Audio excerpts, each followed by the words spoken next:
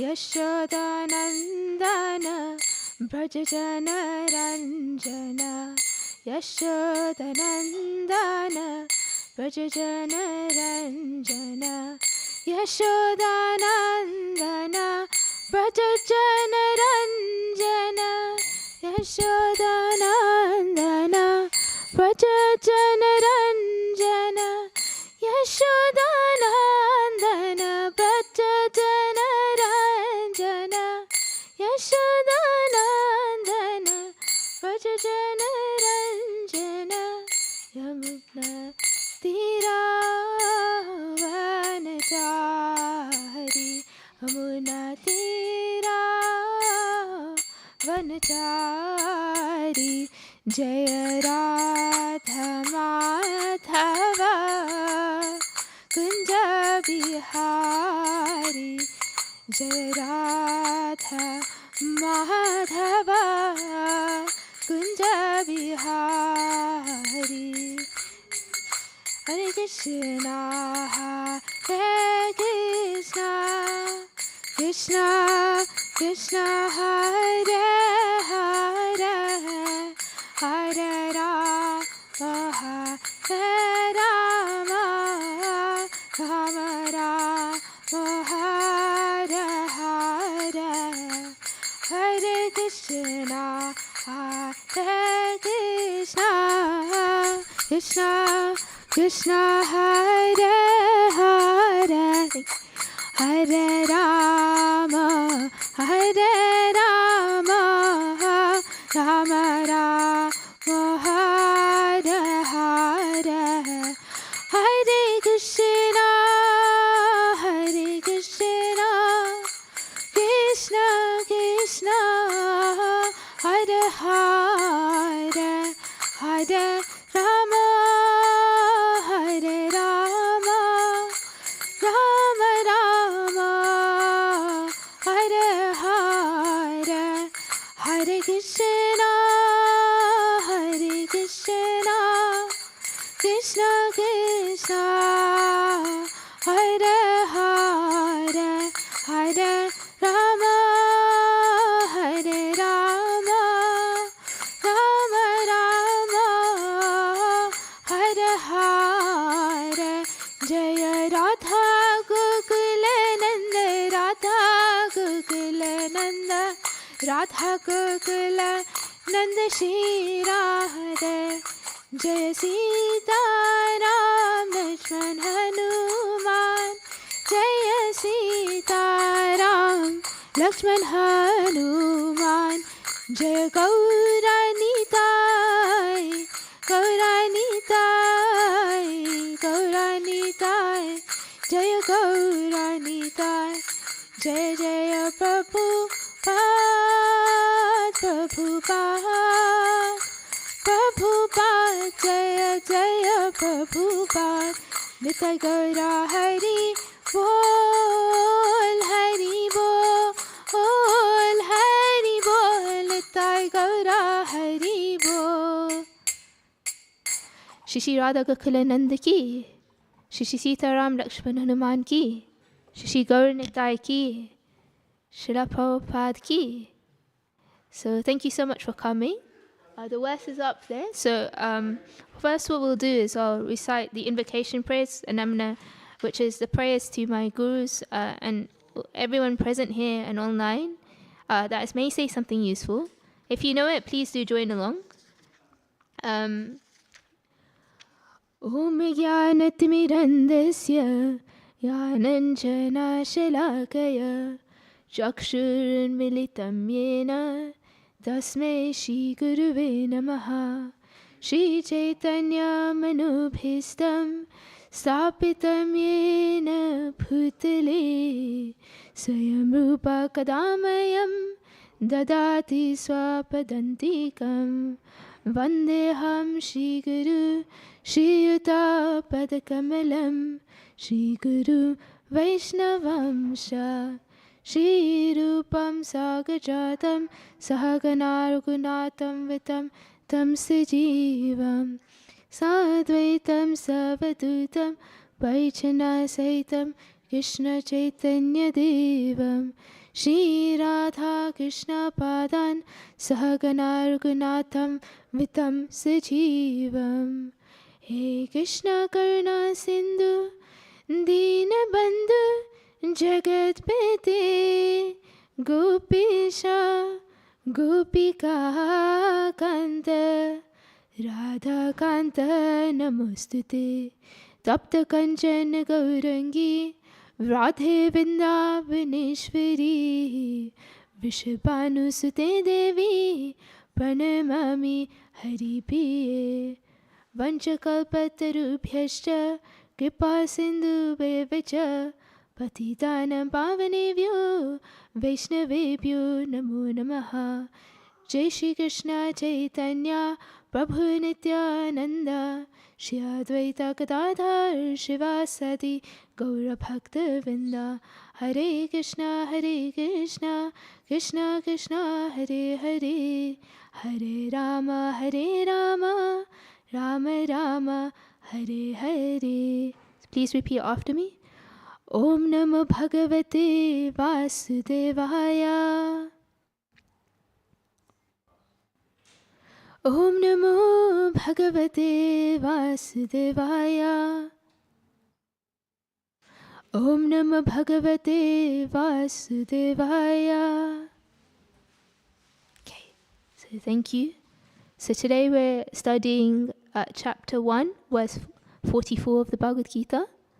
I'll recite the verse line by line, and then you could follow. And then if anyone wants to try and lead, I'll let you.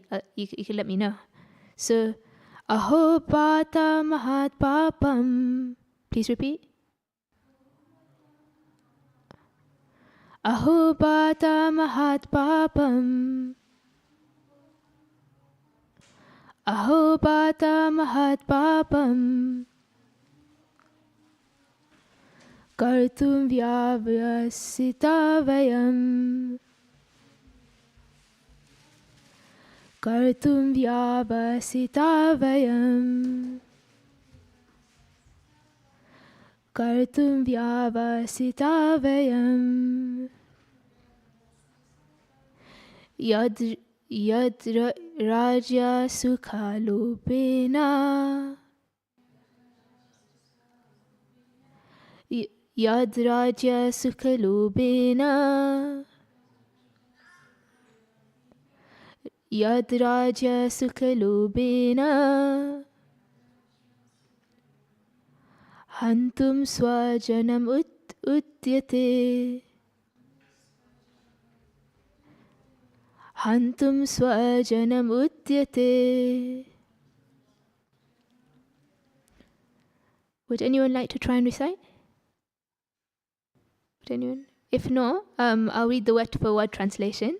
So please repeat after me. Aho, alas, bata, how strange is it?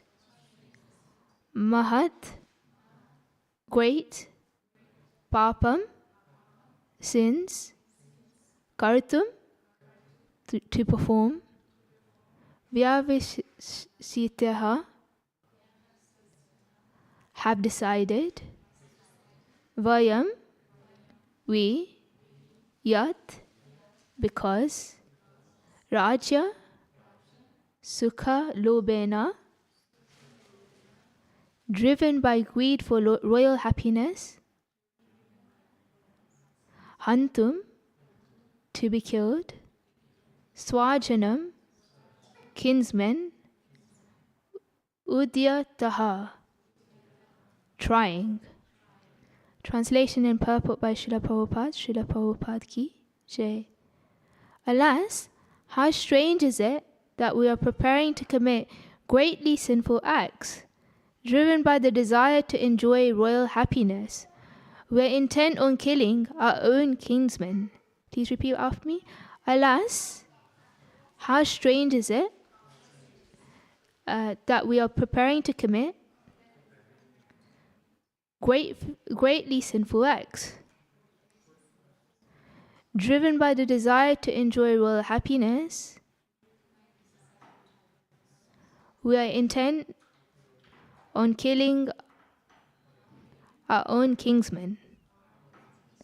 And the purport, driven by selfish motives, one may be inclined to such sinful acts as killing of one's own brother, father, or mother. There are many such instances in the history of the world, but Arjun, being a saintly devotee of the Lord, is always conscious of moral principles and therefore takes care to avoid such activities. So this is Arjun speaking, right? He's coming up with these intelligent arguments to Krishna, so-called intelligent arguments of why he shouldn't fight in this battle of Kurukshetra. Can anyone remember some of the arguments? Can anyone share if they remember anything that he said? No? So the first reason for Arjun saying, I won't fight, is because of his compassion. So Arjun, despite being a warrior, is deeply compassionate and cannot bear the thought of killing his relatives and friends, even in the battle, right? This compassionate nature comes with a devotee. It's a devotional quality. The second reason for him not fighting is fear of sinful reactions. So Arjun is worried about the negative karma consequences of killing his own family members, particularly elders like Bhishma, his great-grandfather, and Drona, his teacher. The third reason he gives, if I fight, lots of people will die, and therefore this will lead to the destruction of family traditions. So Arjun foresees the devastation of his family and the disruption of societal order if so many men get killed in the war, resulting in irreligion, which he argues will result in unwanted progeny due to the woman of the family being polluted and misled into adultery without the protection of the elderly family members. So that's the third reason. The fourth reason he gives is lack of enjoyment. So Arjun questions the purpose of victory and a kingdom when it will be achieved at the cost of his loved ones. And he believes there will be no joy in such a kingdom when we have no one to enjoy it with. So it's like, what's the point of fighting, winning the kingdom, and have no one to enjoy it with? You know, Krishna? The fifth reason is indecision and confusion. So Arjun is torn between his duty as a warrior and his personal feelings, leading to a state of confusion and indecision about what to do. And the final reason before what we discuss in this verse is reputation and social status.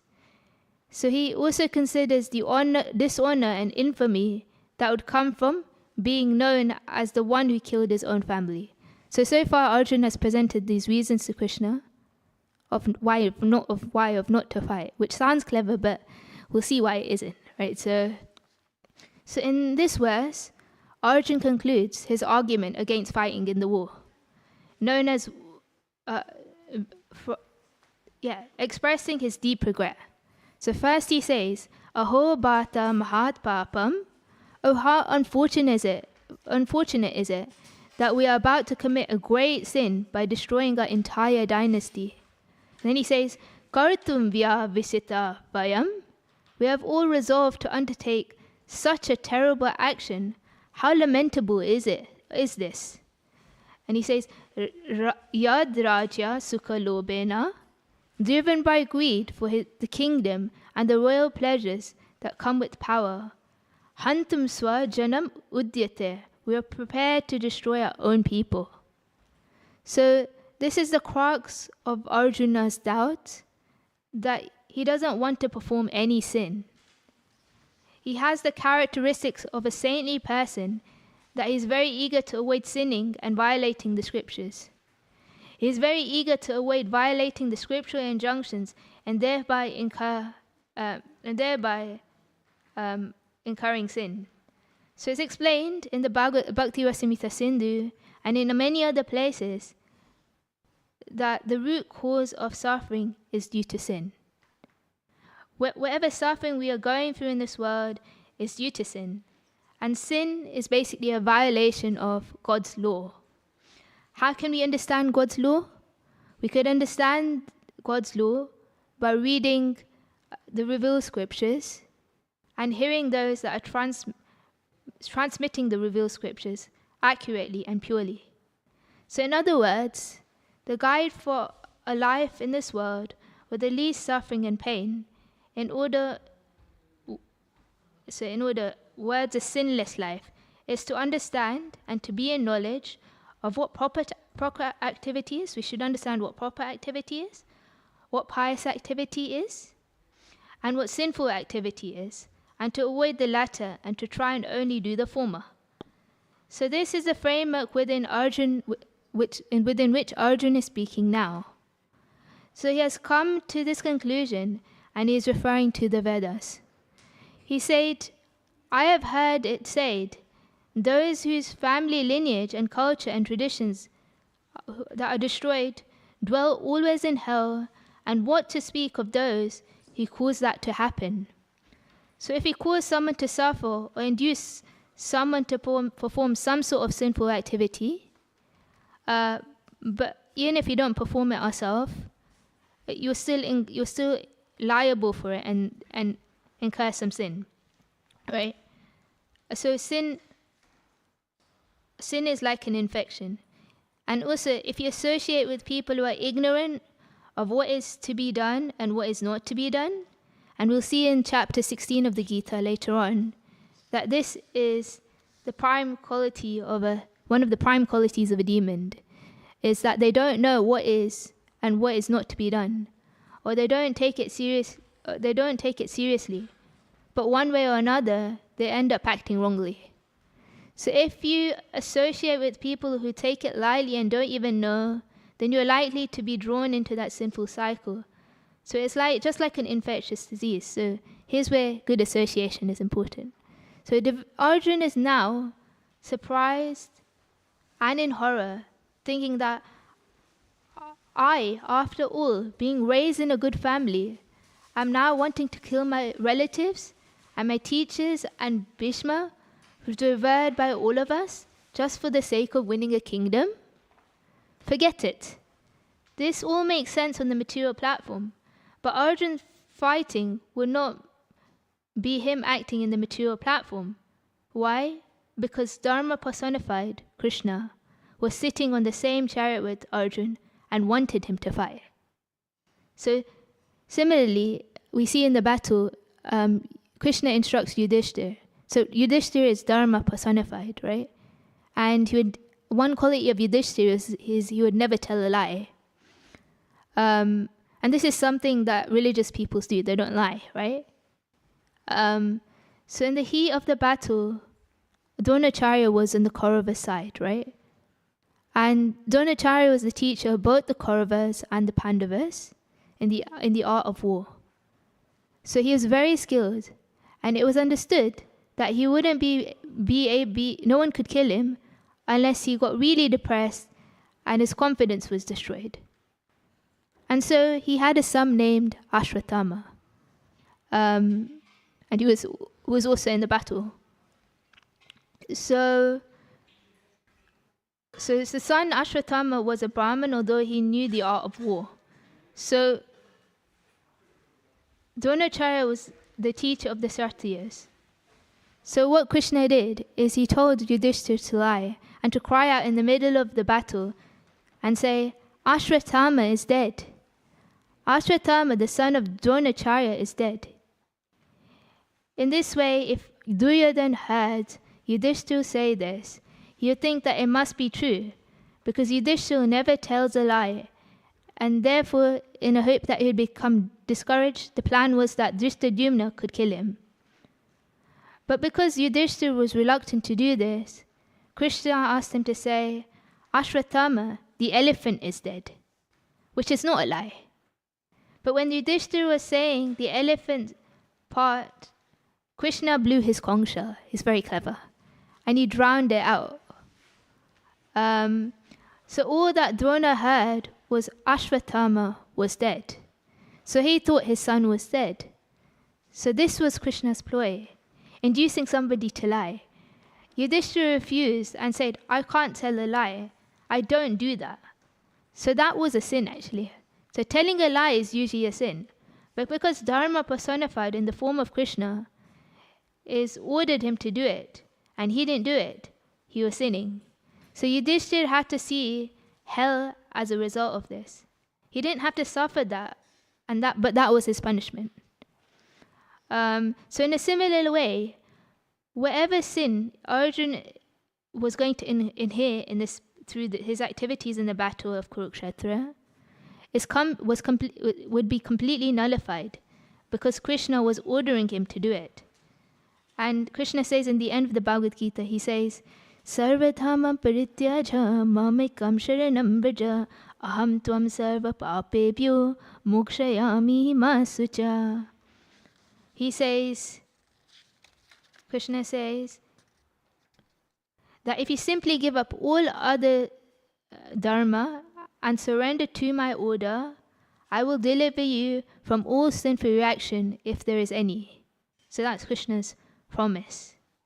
So basically, by surrendering to Krishna, you eradicate previous sins that were and are affecting you. So the whole idea is you're no longer the doer. You're acting like the hand. If someone shoots someone with a gun, that person has committed a crime. But do they arrest the hand? Is the hand also liable? No, the person is liable because the hand is just his agent. Similarly, if we become Krishna's agents, then it is all on him. We may not understand how things are going on or how this battle is the most pious activity, but because it is in relation to Krishna and he wants it so, it is a great service to him. It is piety.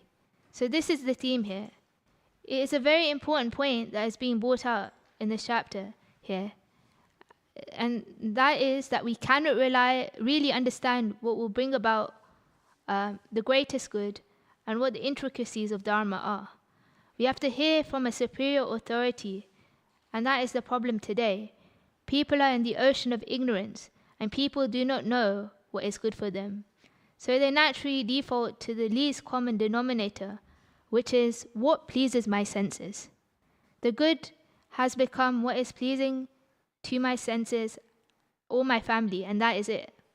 And they have no idea what the ultimate goal of life is, and what is to be done and what is not to be done. That ultimate goal of life is, of course, going back to Golok Vrindavan, right? Or going back to the spiritual world. That is the purpose of it. So Krishna took all the trouble to come down here to speak the Bhagavad Gita, to re-establish Dharma, and enliven his devotees because he cares. He'll never stop caring. He cares that we are suffering of ignorance. So Arjuna is representing us.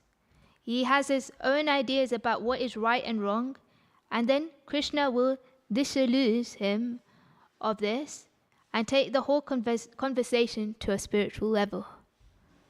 So Arjuna's words reveal his inner turmoil as he contemplates the moral cost of waging war against his own kin purely for the sake of worldly gains.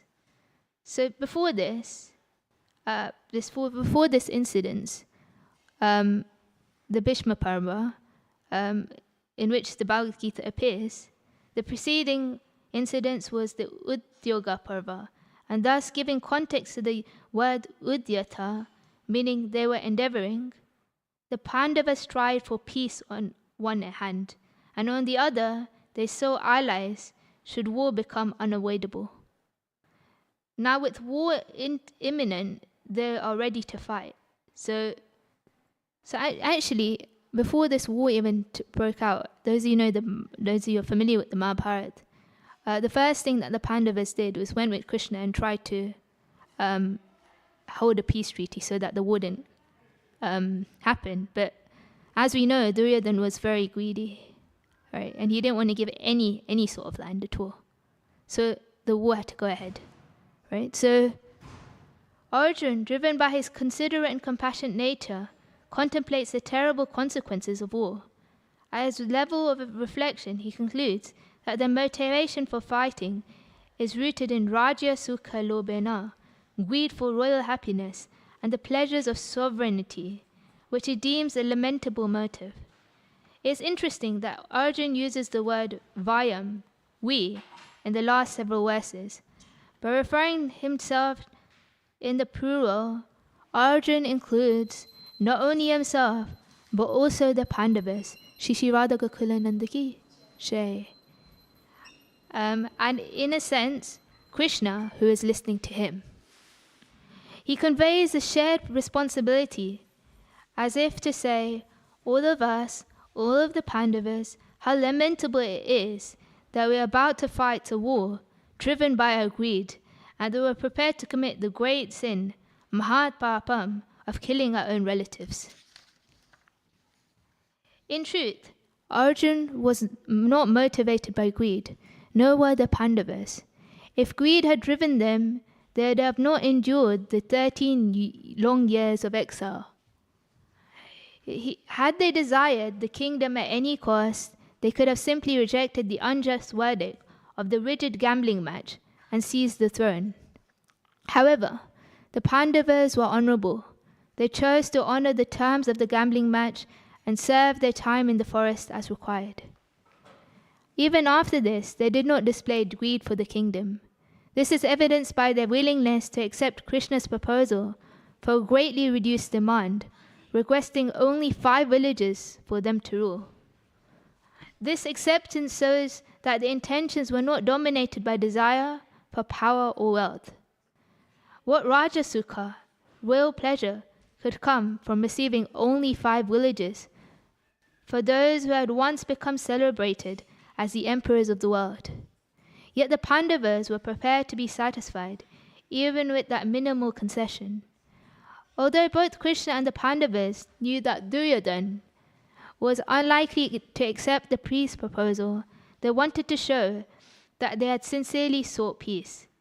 When they ultimately resolved to fight, it was for the cause of justice, not only to reclaim their rightful kingdom, but also to seek justice for their dishonored wife and for the citizens who would otherwise remain at the mercy of a power-hungry, wicked, and envious ruler like Duryodhana. In this sense, their motives were far from greedy. However, at this moment, Arjuna ascribes the motive of greed to himself, and as a result is filled with lament. We see that greed often drives people to commit terrible acts. History is filled with instances where friends, relatives, and trusted aides conspired against one another for power. And one of the most famous examples comes from the Shakespearean play Julius Caesar. When Caesar's trusted friend, Brutus, ultimately betrays him. During his struggle against his assassins, when Caesar realized that Brutus is among them, he exclaims, "You too, Brutus?" This betrayal is so painful that it crushes Caesar. It crushes Caesar will resist, and he loses the spirit to fight. The point here is that greed for a kingdom or for any form of power can turn friends into enemies and brothers into hostile rivals. We often see that a father, a powerful corporate magnate, may pass away, and his sons, instead of honoring his legacy, fight bitterly over his estate. Sometimes this rivalry begins even while the father is still alive. Greed is indeed a destructive force, and the violence it incites, sometimes even to the extent of murder, is horrifying. Generally, we tend to ascribe evil motives to others, wanting to absolve ourselves by thinking, "I did nothing wrong. They acted this way, so I had to respond as I did." This mindset often leads us to overlook our own part in a conflict, allowing us to justify our actions without self-reflection. Although from the perspective of the philosophy later revealed in the Bhagavad Gita and Krishna's divine plan, Arjuna's lamentation here arises from ignorance, both of the bodily conception of life and of Krishna's ultimate purpose. Despite the errors in the specific reasoning, Arjun's values are clear. He is unwilling to commit violence merely for the sake of a kingdom.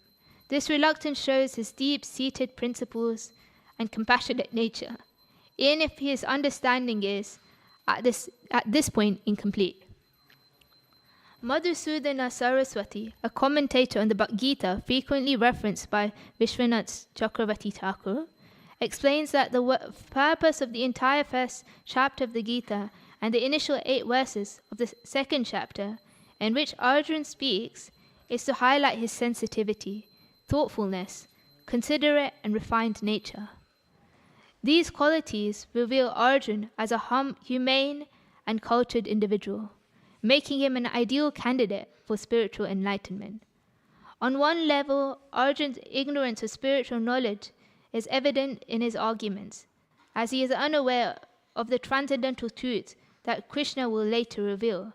However, on another level, Arjuna is not simply ignorant in the sense of being governed by the mode of ignorance. While he may lack knowledge on the ultimate reality, he is still thinking deeply and reflecting on the situation. He understands the principles of Dharma and the concept that actions have consequences, including the distinctions between papa, sin, and punya, merit. He knows that actions motivated by greed are detrimental, and he is carefully considering his duties towards his relatives. Based on a thoughtful evaluation of the consequences of his actions, he is attempting to make a decision. So the scriptures are so vast, and the import is so profound, that even someone like Arjuna may miss the ultimate conclusion of the scripture. As a result, his reasoning can lead him to a wrong conclusion. However, the capacity for reasoning that he displays here is commendable. Despite being a warrior renowned for his blinding speed and exceptional skill, the champion archer of his time, Arjuna is deeply contemplating the consequences of his actions. This shows his caliber, and is a caliber that goes beyond mere brute force or skill. It is the caliber of deep thoughtfulness. Based on this thoughtfulness, the conclusion Arjuna arrives at also demonstrates a remarkable amount of humility. In moments of despair, we often try to shift the blame onto others, attributing the cause of our struggles to external forces. But Arjuna does not say, the Kauravas caused the war, and it is the greed that is to blame. Instead, he takes responsibility upon himself, acknowledging his own role in the situation. In truth, the responsibility does not belong to Arjuna. The cause of the war lies with the Kauravas, not the Pandavas. Yet Arjuna is ready to blame himself. In such a mindset, if such a mindset was found in a chronically depressed person, where they unnecessarily blame themselves and go into an inferiority complex, it would be unhealthy. However, the capacity for reasoning, the willingness to accept responsibility for one's actions, and the ability to hold oneself accountable, these are all indicative of a person with strong character. Arjuna's strong character will stand him in excellent stand when he receives the spiritual wisdom of the Bhagavad Gita. With that wisdom, he will be divinely empowered, and his brilliant skill in archery will be used in service to the Transcendental Lord, contributing to the welfare of all humanity. In this way, Arjuna demonstrates the qualities of a thoughtful, sensitive, learned, and considerate individual, someone who is truly fit for spiritual enlightenment. And through this verse, we should also learn to choose the self-definition that is eternal and factual. So understand what this soul, and not that which is fickle and fallible, which is the body consciousness. So the world usually defines us by our possessions, what we wear, what we drive in, what we own, for example. Being influenced by this pervasive social mirror, we too frequently define ourselves similarly. But such a definition is fickle and fallible. Fickle because it could change dramatically or traumatically as our material fortune changes, and fallible because it does not reveal our character, our heart, the essence of who we are. Yes, some people are so desperate to see the flattering reflection of themselves in the social mirror that they frantically crave and slave to increase their possessions, and even ride roughshod over their morality and integrity. They become blind to the reality indicated by Arjuna in the Bhagavad Gita in this verse, that such people unwittingly set themselves up for reaping heavy karmic consequences. But to avoid these consequences, we don't have to give up our possessions. We just need to change our self-definition. The later section of the Gita addressed Arjuna's concern by refining and revising his self-definition. The Gita replaces the fickle and infallible self-definition offered by society with an eternal and factual self-definition. We are eternal souls on a multi-lifetime journey meant to culminate in our return to Krishna's supreme abode for a life of unending love. During this journey, a progressive unfolding love for Krishna is our only lasting possession. Nothing else will last, though it can make a lasting contribution if it uses it for Krishna's service. It could purify us and propel us towards our spiritual odyssey. Animated by revised understanding of who we are and what is actually ours, we act as competent custodians of our belongings, using them in Krishna's service. Thus, our possessions become reinvented vehicles in our ongoing spiritual evolution. So sometimes Arjuna is accused. Bhagavad Gita is also accused. There is violence.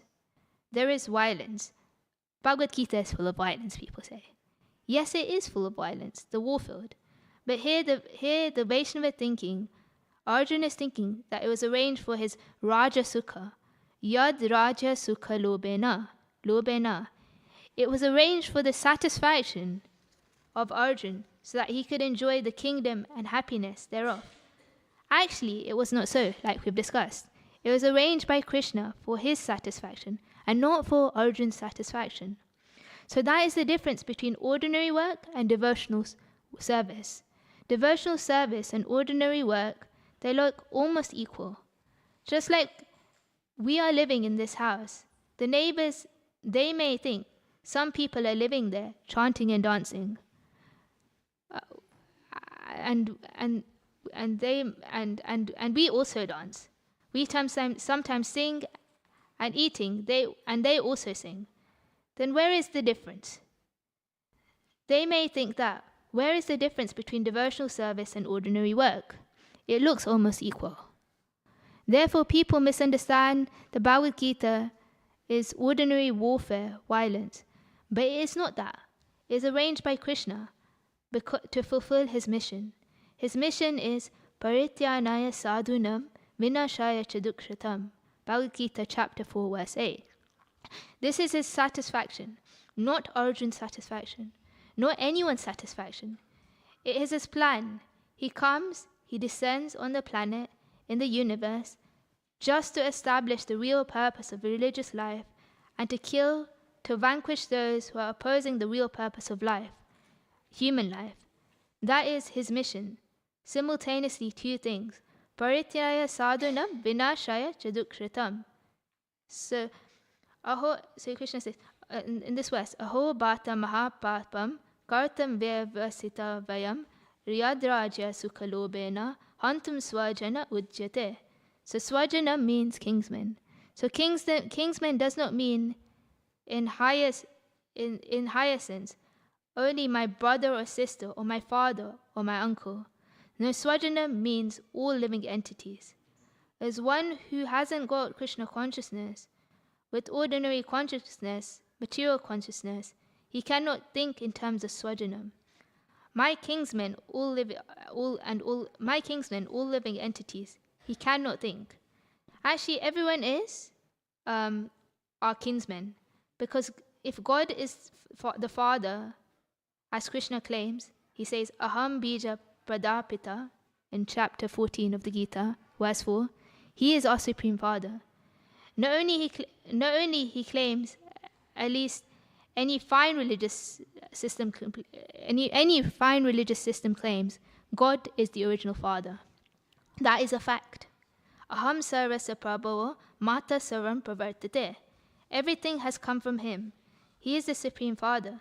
So if Krishna is the Supreme Father, he is the father of everyone. Sarva yonesu konteya, chapter 14, verse 4. In all species of life and all forms of life, there all are swajana, or kingsmen. How can that not be? Because Krishna is the original father. This is Krishna consciousness. Therefore, a devotee of Krishna does not want to commit a little harm to any living entity, and that is Krishna consciousness. They think the vision is Vidya Vinaya Sampane Brahmane Gavihastine Suniche Vasapakecha Pandita Samadarshana. So Pandita, one who is learned, he is Samadarshana, equal vision. Not that just Krishna has equal vision. That picture, so in a picture we see Krishna is embracing the calf. He is not only embracing the gopis, but he's embracing the calf and cows also. Samadarshana. For Krishna, the gopis, the calf, and the cows, or anyone in Vrindavan who has come to serve him, they are equal. Somebody wants to serve Krishna as a calf, and somebody wants to serve Krishna as a cow. Somebody wants to serve Krishna as a gopi, and somebody wants to serve Krishna as a cowherd boy. Somebody wants to serve Krishna as a father, and somebody wants to serve Krishna as a mother. These are the different mellows and different tastes. Every living entity has got his own taste of how to love Krishna. But the central point is love Krishna. Krishna also reciprocates. He has no discrimination that here is gopis, a beautiful girl, therefore I shall love her more than the calf. No, Krishna is not so partial.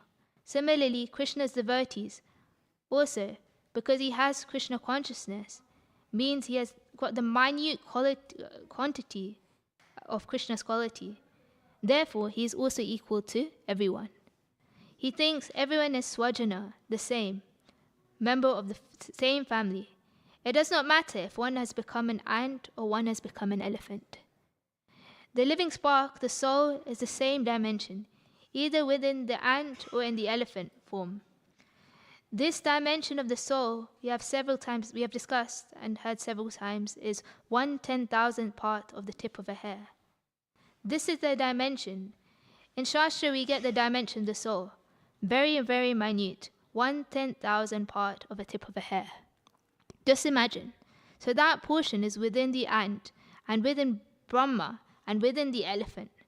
Therefore, one who is Pandita, one who knows what are these souls, spiritual sparks, parts and parcels of Krishna, he has got full knowledge.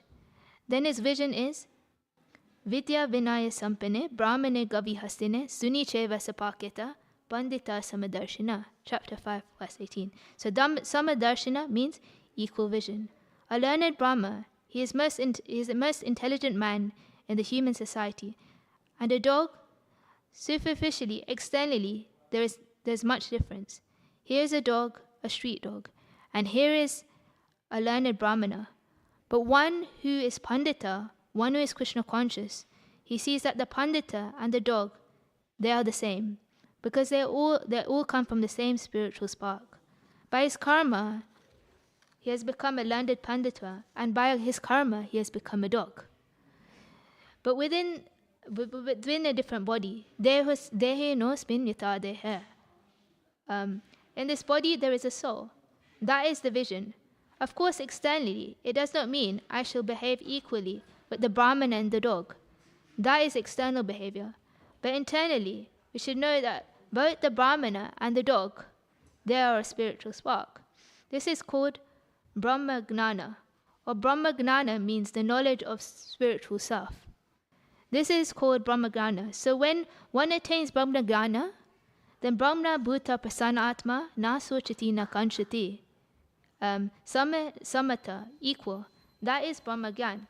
So in this verse, Krishna says, Arjun says, that Yad Raja Sukha Lobena Hantum Swajanam Udyate.